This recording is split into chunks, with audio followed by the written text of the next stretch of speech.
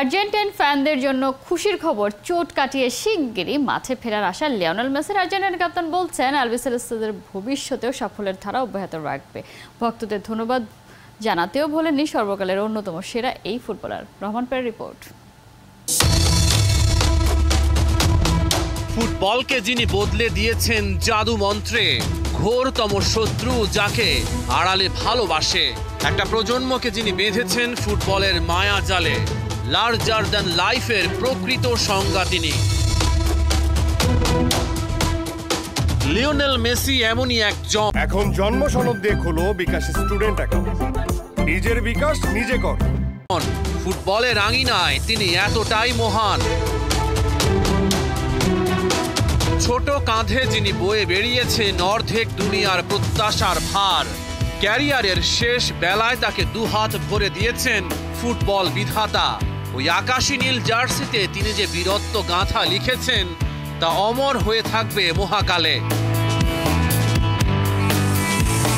Copa জিতে উচ্ছ্বসিত Messi ভক্তদের ধন্যবাদ জানাতে এবং নিজের চোট নিয়ে আপডেট দিতে ইনস্টাগ্রামে একটি পোস্ট করেন তিনি।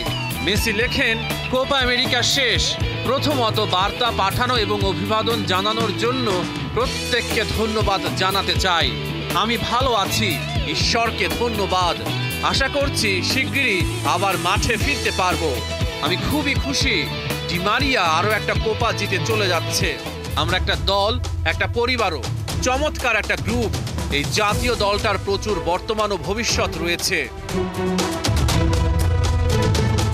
জাদুকরের জাদুতে এখনো মরচে পড়েনি, বয়সের সঙ্গে সঙ্গে ক্ষিপ্রতা হারিয়েছেন, তবে বক্সের ভেতর বল পেলে ভয়ঙ্কর হয়ে ওঠেন।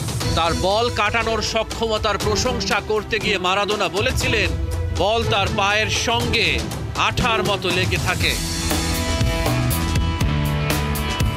অনেকের মতে বিশ্বের সর্বশ্রেষ্ঠ খেলোয়াড়, অনেকের মতে সর্বকালের সেরা খেলোয়াড়। অ্যাটমিক ফ্লি অর্থাৎ আণবিক মাছি বলেই ডাকা হয় তাকে। আর্জেন্টিনা তার মাঝেই পেয়েছে মারাদোনাকে, আর বিশ্ব পেলে মারাদোনার পর পেয়েছে আরেক জগৎ সেরাকে। রহমান পেয়ার, ৭১।